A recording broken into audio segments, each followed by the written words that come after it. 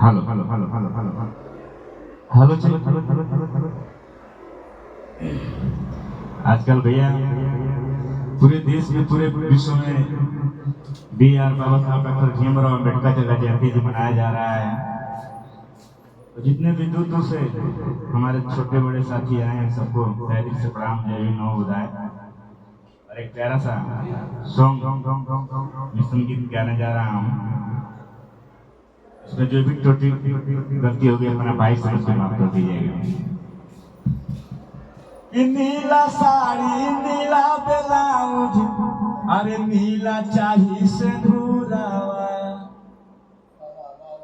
कौन भाई एक जन के मर्द बाड़ा बहरा जब क्या तो घरे तो यही जयंती पता कहता उनका मेरा काम के आ जाए श्रृंगार चाहिए, आ जाए सामान चाहिए।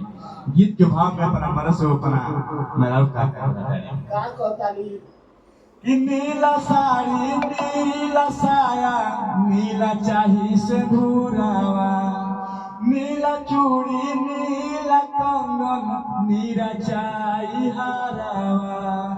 एहो बनमुआ सहला जाला होला नहीं सबूरावा, ले ले हो नाता खा के मरब महुरावा। हे राजा ले हो नाता खा के मरब महुरावा।